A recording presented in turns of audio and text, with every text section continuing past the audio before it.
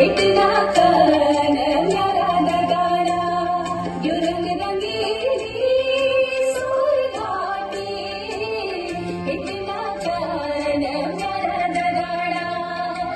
नमस्कार, मैं हराली देवभूमि हूँ। क्या आप सभी मुझे जानते हैं?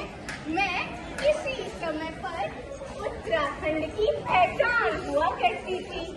बर्फ से ढकी हुई सूतियाँ, खिलखिलाकर बहते हुए नदी व झरने, केदारनाथ, बद्रीनाथ, मनसा देवी जैसे तीर्थ स्थल, रानीखेत, ऋषिकेश, हरसिल घाटी जैसे मनमोहक पर्यटन स्थल, पहाड़ों में मिलने वाला सुकून और एक धीमी रफ्तार की जिंदगी की प्रतीक हूँ मैं हराली।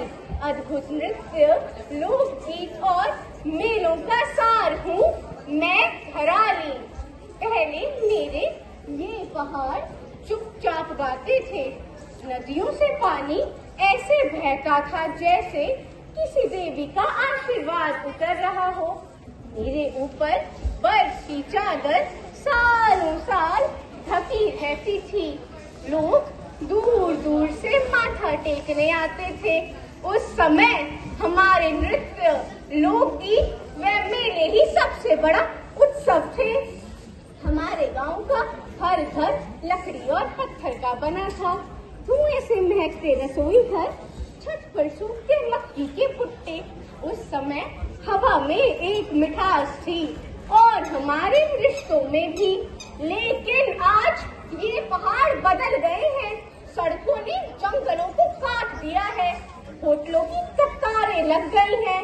नदी किनारे प्लास्टिक तैर रहा है। पहले ये यात्रा थी, अब ये भीड़ है। जी हाँ, सही सुना आपने। पहले ये यात्रा थी, अब ये भीड़ है। मोबाइल फोन की घंटियां हमारे लोकगीतों से ज्यादा गूंजती हैं।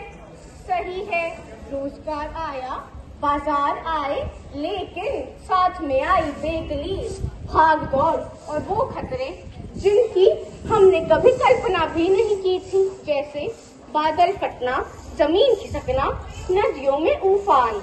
जल स्तर बढ़ जाने के कारण जान माल को भारी तबाही पहुंची है। सैलाब सब कुछ बहा ले गया। कहीं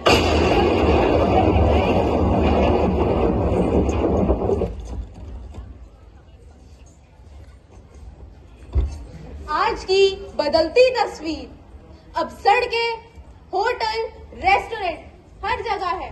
पारंपरिक घरों की जगह अब पक्के मकान है। मोबाइल है और इंटरनेट हर हाथ में है। जंगल कटान, नदियों में कचरा, ग्लेशियर का पिघलना, बादलों का फटना, भूस्खलन आदि। देवभूमि पर प्रकृति का कहर लगातार जारी है। रोजगार के अवसर, आधुनिक सुविधाएं और बेहतर कनेक्टिविटी है। संस्कृति और पर्यावरण पर दबाव है। प्राकृतिक आपदाओं का बढ़ता हुआ खतरा है। जैसा कि आप सब जानते ही हैं, कुछ समय पहले उत्तराखंड में बहुत सारे बादल फटे थे। लेकिन अगर विकास संतुलित हो तो देवभूमि अपनी पुरानी पवित्रता के साथ आगे बढ़ सकती है। मैं ये नहीं कहती हूँ कि विकास बुरा है।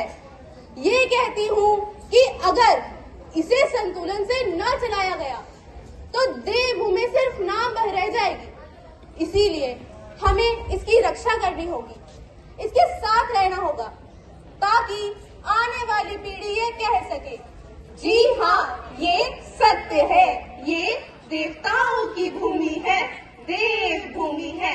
आइए हम मिलकर प्रण कर लेते हैं कि हम अपने पर्यावरण की रक्षा करेंगे। धन्यवाद। जय हिंद, जय भारत।